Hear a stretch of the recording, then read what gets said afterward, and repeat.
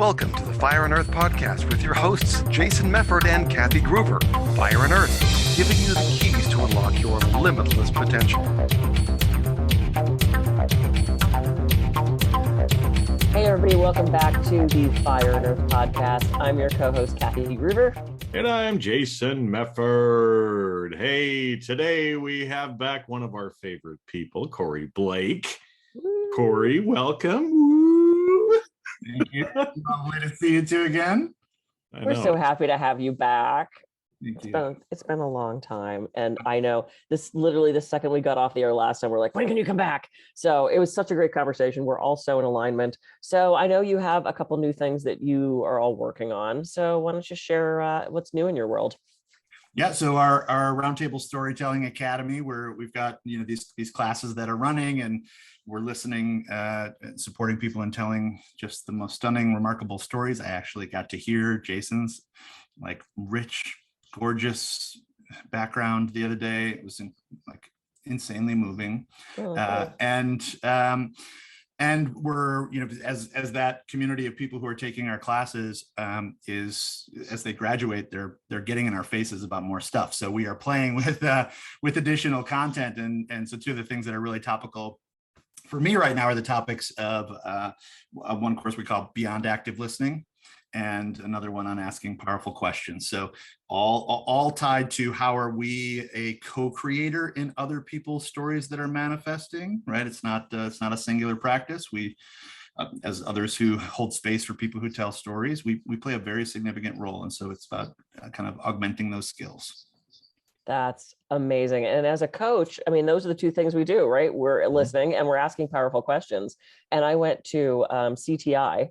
And we had an entire class on asking powerful questions and making sure they were open-ended questions, not like, oh, you must have been really upset by that, huh?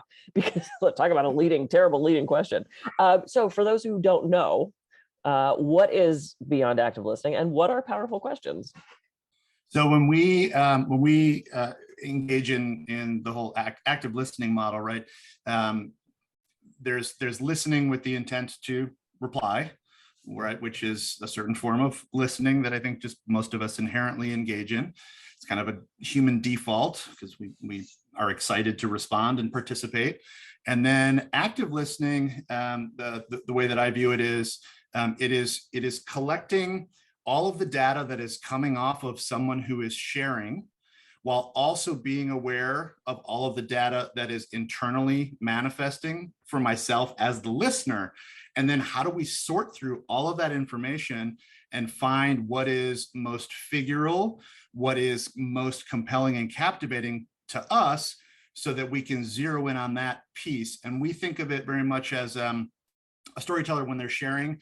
I talk about it like they're cracking open doors and windows in what they are willing to share, what they're not willing to share, the kind of language they use, the rhythm, the tone. There's all this information that they're just exuding, and all of it, everything that they're sharing is an opportunity. And we have to decide, right, where are we most curious to lean in and be supportive to whatever's manifesting. And so we have to select and choose those things. So the active part of listening is the sorting mechanism in many ways, and determining, right, what is it that we find most moving. And then how do we connect that to a response that can support them in making their own meaning, as opposed to, like you're saying, filling in potential meaning that they're just going to maybe, glom onto, which we also do as human beings. Right? So how do we share in a way that supports them, ideally accessing an aspect of their story that they haven't had access to before, so they can deeper their own relationship to it.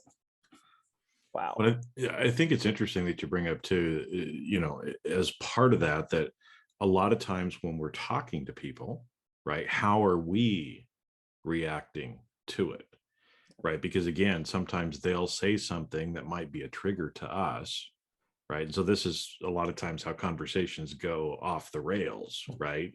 As somebody says something, we get a little triggered about it, and then that obviously changes whether we're actually listening or not, or whether we feel like we have to respond. And so I think, putting ourselves in check a little bit as we're listening to people seems like such an important part, especially what you guys are doing in helping people share their stories, being curious, leaning into that. Yeah, how do we do that as people? Because we come into this wanting to make judgments, wanting to make meaning. So what are some things that we can do ourselves to make the listening that we're having with other people better? Well, you're certainly highlighting that some engagements are for conversation, some are for debate. We're talking specifically about when we are entering, right, for the sake of being of service, whether that's as a coach, right, or as someone who's supporting storytelling. So the context and the framing there is important. Certainly, if in other contexts, yeah, this takes a fair amount of energy to do and intentionality. I find it incredibly rewarding, so I tend to do it a fair amount, but there's plenty of environments where it's not necessarily the appropriate tool for the job. But in those moments when we're being of service to someone else and want to be supportive of their story, these are some tools that we can really lean into to support them in that deeper access to something that they haven't yet had the opportunity to acknowledge or be aware of. I love that you just made that distinction because it's going to be a really boring conversation if you're just in this active listening space and just, what do you think? Yeah, it would be, so I love that you made that distinction. And that's true. It's like I have a client who often finds himself interrupting because he has things that he wants to share or he feels like he can contribute something important. And he's been struggling with where is that balance between, oh, I can help you with that, and just letting the person finish their sentence and finish their thought and wait to see if they ask for more info, or, he's really struggling with that. So just in our daily conversations, it's easy to interrupt and be, going into that, oh, I have something to add, or I can outdo that, which a lot of people do. It's like, oh, my toe hurts. Oh yeah, your toe hurts. My back's killing me. It's like, whoa, it's not a competition, but I see that people do things like that all the time. So maybe the act of listening that you're talking about isn't always valid for what's happening. And it is important to remember, we do want to give people a voice, and we do want to sort of divide evenly the conversation, right? We've all had friends who completely dominate the conversation. That's not good either. So when you're working with, just in the real world, working with people, how do you kind of find that balance point between the listening and the supporting their story and the self-sharing, if that makes sense? Yeah, well, what a fun question. I think, so I often do take on more of a support role. It's kind of, I actually get a lot of reward there. And there are times where I'll actually use a piece of my self-authoring in service to the other person, right? So sometimes it can create an access point for somebody, right, to share. Like, I love the example that you gave of the person who's interrupting. The way that it was described, right, I had that internal awareness or that curiosity of, oh, it sounds like you're really eager to rescue other people from their own lives. And that makes me super curious about your need to be a hero. Like, where does that originate from? Now, where will they take that? I don't know, but probably somewhere way more interesting than, hey, cut it out, you're being an ass. Yeah, because that's going to shut down the conversation. Right, yeah. Can I finish my sentence?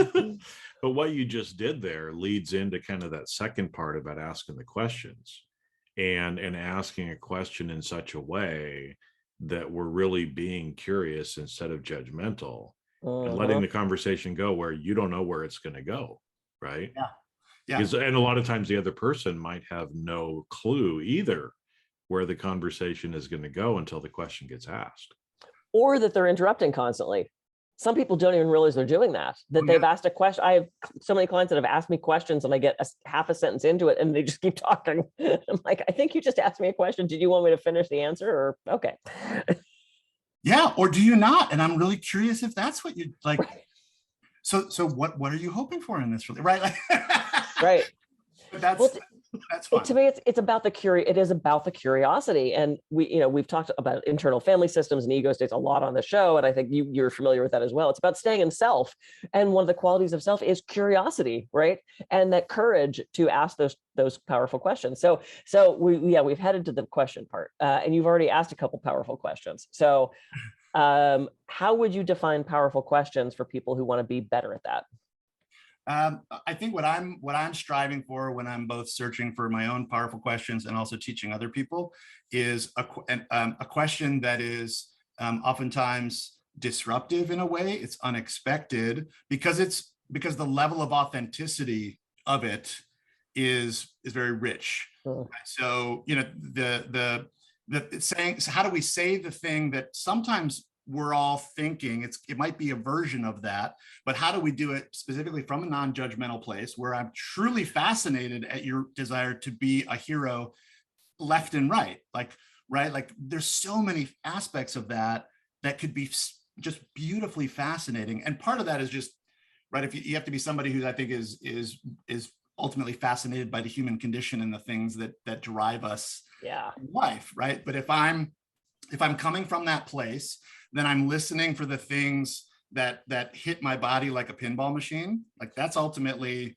right? I'm kind of just remaining in this kind of stasis, like space where I'm consuming all of the information and I'm waiting for my body to respond to it. And as soon as it does, then I'm acknowledging, okay, here's the thing that you said. Here's the thing that happened to me when you said it. Right. And that is leaving me curious about this piece. So you said, right, that you need to jump in and let people know how you can fix a problem. And I found myself, I started leaning in, and my curiosity it's both around around your need to be a hero, and is it possible that you have a need for other people to be a victim?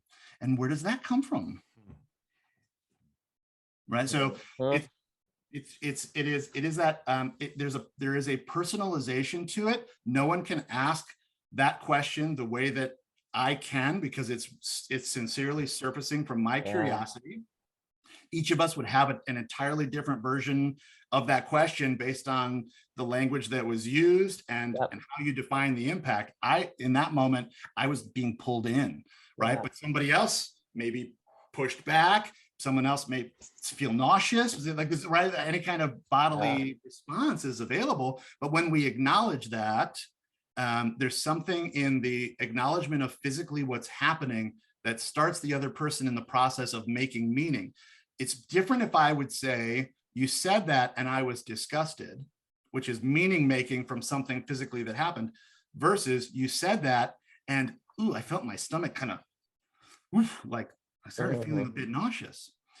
Now they get to make meaning from what is it, maybe they'll assign disgust to it. Maybe they'll assign something entirely different to it, but I'm letting them make the meaning, which I think is a very respectful gesture, as opposed to when we assign meaning to a lot of things.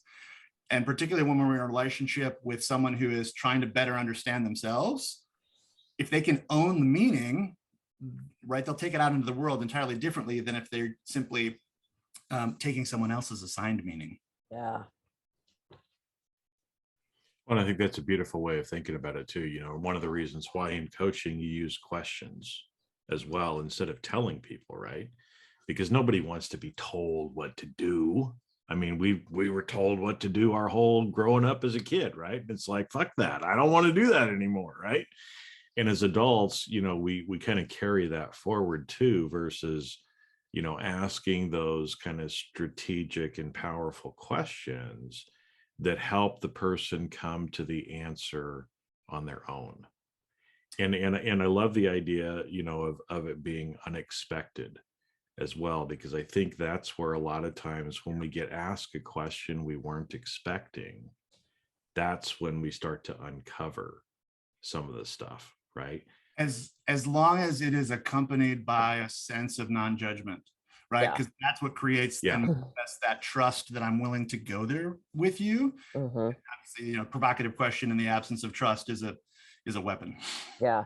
Well, and I was just gonna say, there has to be that place of psychological safety, or else no one's going to answer that question, and I could see people getting defensive of that, I don't do that, I'm not trying to be a hero, what do you mean?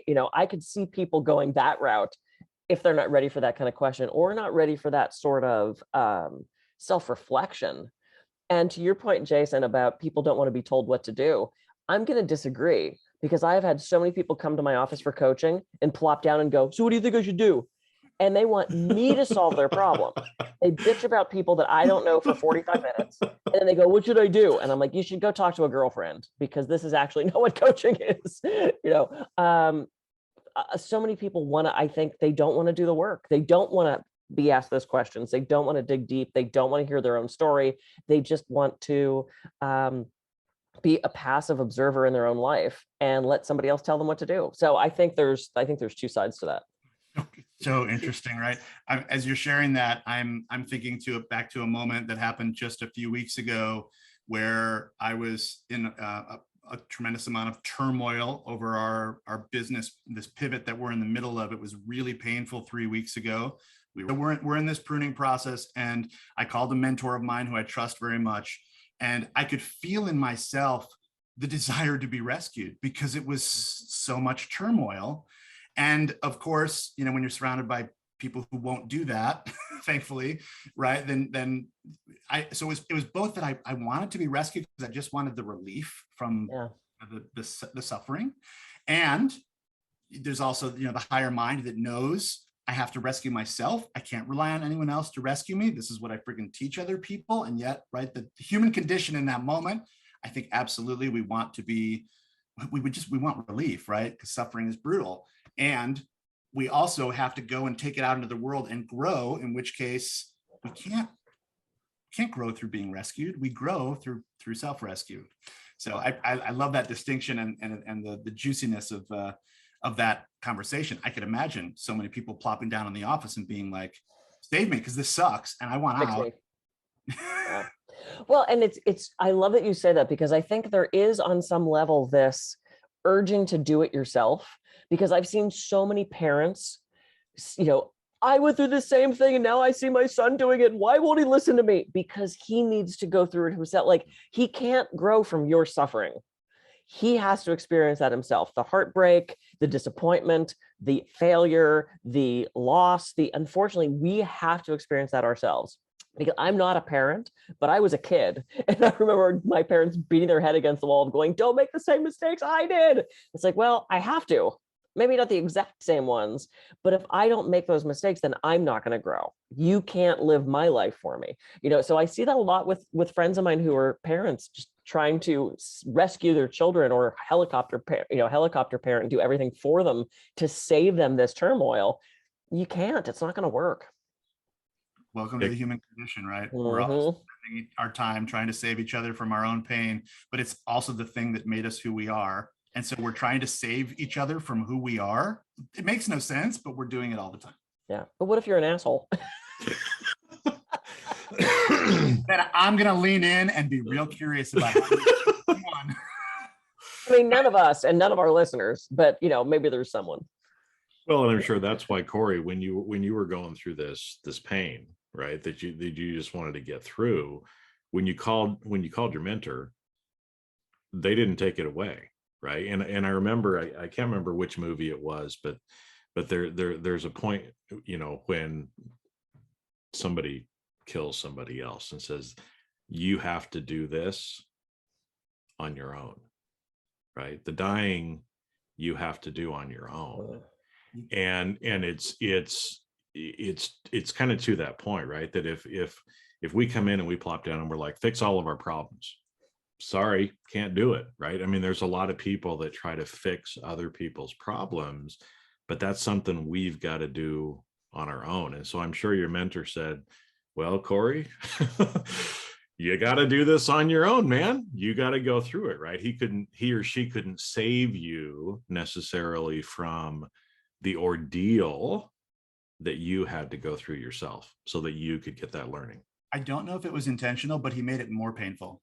And I'm so curious if that was a technique of, it's like, you're so close to rock bottom, buddy. Let me just help push you down a little further so you can get out of it instead of sitting in it for too long. Seriously, his comments, they were brutal. I wept on the phone after he made them, because it was just like, he was pushing me in a direction that was a bit kind of in the fixing zone, but something that I rejected wholeheartedly, which made it more painful. I'm like unwilling to do that thing you're telling me I have to do, and you're this person I respect.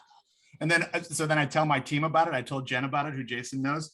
And And Jen, like 20 minutes later, we're on a Zoom call, and I swear to God, for 15 minutes, she just said, no, no, no. She's not a disagreeable person, so. Right. And then she Yeah. made me write on a piece of paper this person's name and thank them for their advice, and then let them know that I was going to need them to sit in the corner for a while. And I had to put that sticky note in the corner, and it's still sitting there. And I'm so grateful that he made it like more painful, because it forced me to come to terms with the reality of my situation, as opposed to sitting in any hope in a way that wasn't going to serve me. I needed to make some definitive decisions, and he supported me in doing that, even if it was through more pain. Well, because sometimes we have to get that pain pushed on us for us to actually take the action and do the thing that we know we have to do already. I mean, we sit around and procrastinate all day. I know I do, right? Of things that I know I have to do, but God damn it, I don't want to do it, right? And so we distract ourselves and we do something else until the pain gets so bad that we have to do it, right? So it's a gift in a way that this mentor kind of pushed you further and said, "No, Corey, you know, not only am I not going to save you, but dude, you got to, I'm going to kick you in the nuts, you know, and make it even worse. So you're going to get off your butt and actually do what it is that you need to do to get through this the way you need to get through it." Well, and pain is also a sign of growth. Now, for anybody listening, I'm not talking about you stubbed your toe. I'm not talking about chronic pain. I'm talking about that different kind of pain. I did a private Pilates class last night. I currently feel every muscle in my body in like the best way possible. It hurts. And I'm like, oh my God, I can't even I can't scratch my own back. But I know that my muscles are going to get stronger through stressing them in that way. And that's the same thing with us emotionally, spiritually. If we're not stressing those muscles, we are not growing and getting stronger. And I think so often we forget about that, right? We don't want to feel that. We'll go run. Well, I won't, but I mean, some people do. They'll go run, not running, or they'll lift their weights. You know, I have clients, but I did chest today. I'm like, okay. Or their leg day. I'm like, okay, cool. So because they want to make those muscles bigger, and it's not as comfortable to make our emotional, spiritual relationship muscles bigger. It's fascinating to me. And I think if we can remember that pain creates growth, then it's, reframing that in a different way. I had this super fun moment in the middle of my suffering when I was thinking of a Joseph Campbell quote where he says, I don't think that people are searching for the meaning of life. He says, I think that people are searching for the experience of being alive. And in my moment of suffering, I had this just epiphany of, I'm really alive right now. And it's not the way that, we always hope to be alive, but my goodness, I'm really alive. And the awareness of, we will probably never be as creative as a company as we are going to be forced to be right now as we fight for a certain kind of survival. Yeah. And if I can see the gift in that, I'm still going to suffer because we have to make some really hard choices, some heartbreaking choices.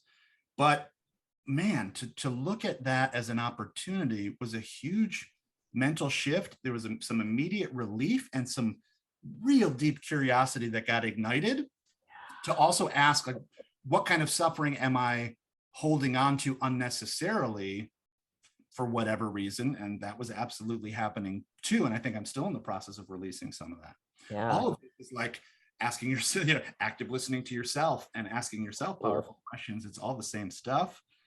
Yeah. Well, and I was going to say, because I feel some of the pain that you're going through, right? Because again, as being a leader long enough, there's certain conversations like that you need to have, right? And I remember one particular situation where we had to let somebody go, and I remember I was making meaning about what I was thinking they were thinking about it, or what they were maybe thinking about me and about the situation, and oh my gosh, how hard I was making it, how hard it was going to be for this person, right? And then I saw her about 2 years later. Right. So I had kind of this grief and shame and, I can't believe I had to do that to her. But 2 years later, when I saw her, there was absolutely no animosity, no, Jason, how could you do that? Instead, it was flipped around of, thank you for doing that, because I wasn't happy anyway. Uh-huh. And that was the best thing to happen to me, right? Is that sometimes, again, we're feeling like maybe we're causing other people pain, or we're doing some of these other things, but we're actually giving them a gift, and we're giving ourselves a gift by the growth that we get through that pain. Yeah, absolutely. And we also can never know what anybody else is. I mean, we do these what ifs, right? What if I ruined her life? What if I shouldn't have let her go? What if we do these what ifs, right? It's about staying in the present moment. And I have 2 quotes by Thich Nhat Hanh, one of which: pain is inevitable, suffering is optional. So it's up to us whether we're going to suffer through that pain. And the other one is, why suffer twice? If you ruminated for years about how you destroyed this woman's life, you didn't know that was the case. That was a story that you made up. So, humans are so fascinating. I just love us so much. And of course, we're hitting our time. So, Corey, any final thoughts? Any final pieces of advice for people who want to start being more conscious and present with their listening and asking questions? The one piece that is still kind of got a hold on me from a bit earlier in our conversation, I'll just toss out of the act of being in service through. You were talking about what about some people, if there's not that trust yet, it can come across. I had said it could come across as a weapon. The aspect of we can sometimes use our own vulnerability to help make it easier for someone else to share. So if I say, for example, I noticed your desire, it seems like a need to be a hero, and woof, am I relating to that right now because I've been saving people left and right? I'm curious, where does that? I know where that comes up in me. Where does that come from in you?